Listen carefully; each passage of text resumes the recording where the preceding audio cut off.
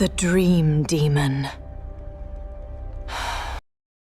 I met Chloe at this ran-down coffee shop near campus. The kind of place that smells like burnt beans and stale onions, all cracked vinyl seats and fluorescent lights that hum like dying insects. She was sitting alone in the corner, this girl with dark hair down to her waist and these intense green eyes that didn't blink when she looked up at you. Like a deer caught in headlights, except the deer was sizing you up for weaknesses. "Is this seat taken?" I asked, because apparently I'm a sucker for brooding loners. She shrugged. "It's a free country." We talked for 3 hours that first time. Or rather, she talked. I mostly just listened and nodded like an idiot.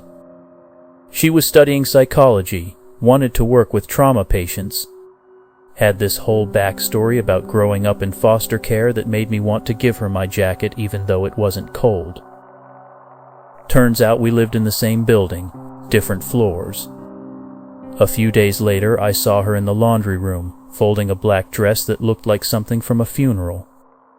She smiled when she saw me, a real smile this time, and asked if I wanted to grab dinner sometime. That was the start of it. The nightmares began 2 weeks into dating Chloe.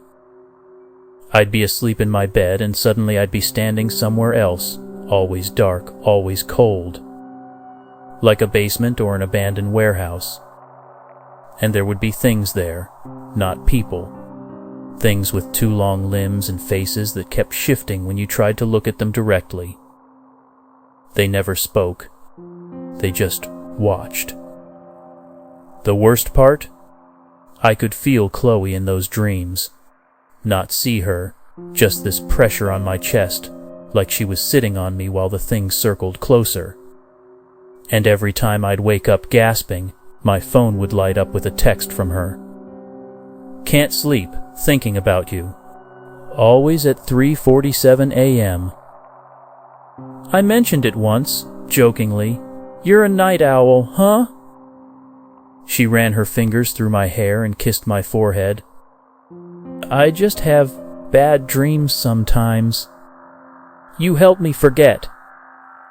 I should have asked what kind of bad dreams. I should have pressed harder when she'd wake up screaming from time to time in my apartment, insisting there was someone in the bathroom. But gosh, she made me feel seen. Like every stupid thing I said was brilliant. Every dumb joke hit like a stand-up routine. She had this way of looking at me that felt like being the only person in the world worth noticing. That's how it starts, right? The love bombing before the gaslighting.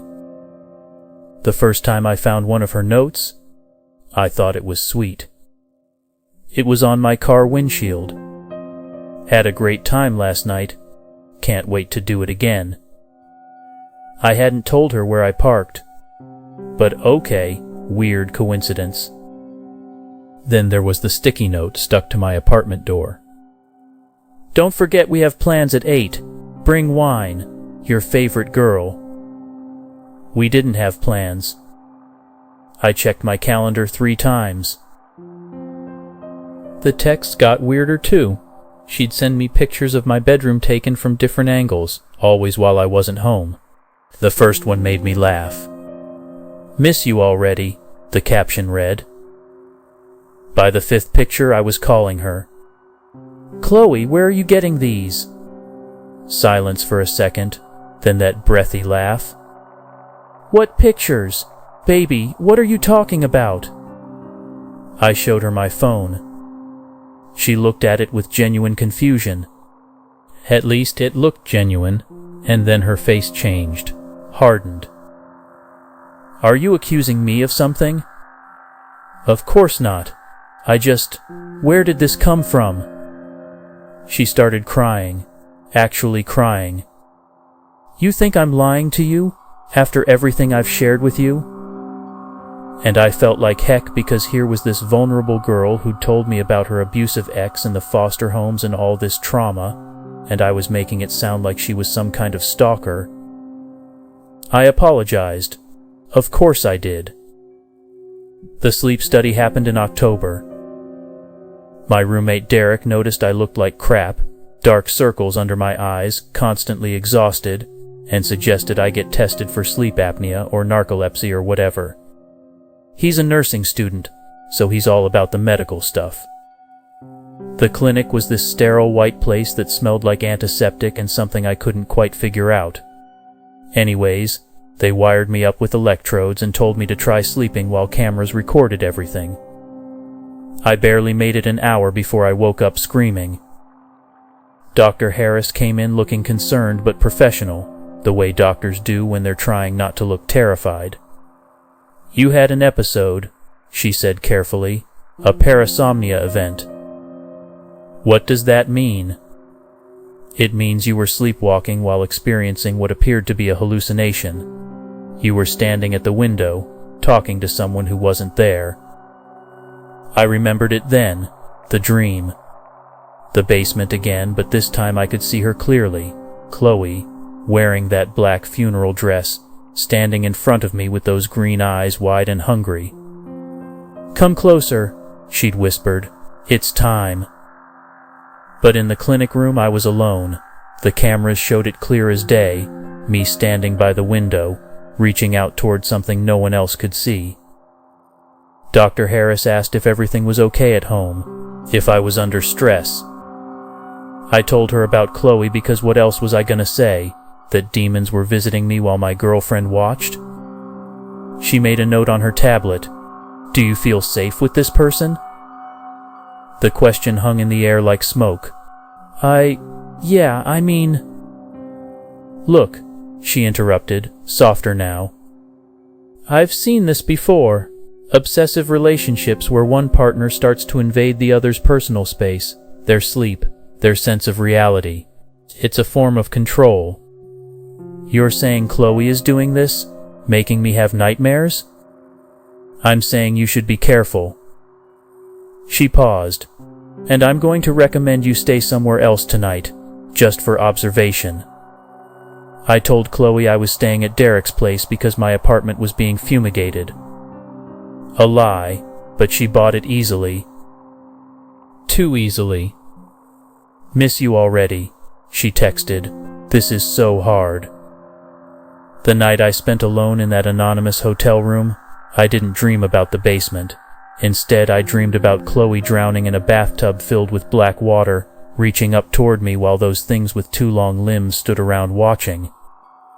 I woke up at 3:47 a.m. to my phone buzzing. The text was just a picture, my apartment window from outside, curtains drawn, and in the reflection of the glass, clear as day, a figure standing right behind where I'd been sleeping. The message underneath: "Where are you?" Derek helped me move out over Thanksgiving break while Chloe was visiting her family upstate. I never met them, they didn't exist, or so I'd learn later. We packed everything in silence, and when we were loading the last box, my phone rang. Her name lit up the screen. I let it go to voicemail. "Hey baby," her voice came through speaker after a few rings. "Just wanted to say happy Thanksgiving. I miss you so much. Can't wait to see you tomorrow night. I have something special planned." Derek looked at me. "Man, you need to cut this off." "I know." "But do you know?" I thought about the notes, the texts, the dreams where she was there watching while those things circled closer and closer. I thought about Dr. Harris's face when she told me some people will tear your reality apart just to feel in control. "What if I'm just crazy?" I whispered. "Dude, you're not crazy. You saw what you saw." I never made it back to that apartment. The next morning, Thanksgiving, I was at Derek's place cooking turkey while he napped. My phone wouldn't stop buzzing, 23 texts in an hour. "Where are you? We had plans." "This isn't funny. Answer me." Then the calls started, one after another, non-stop ringing until I put it on silent. Derek woke up at 4 p.m. to me staring at my phone with this hollow feeling in my chest like someone had carved out all my organs and left empty space. "She found your new address," he said, looking over my shoulder at the texts. "Oh heck no, I should block her number." "You need to block her number."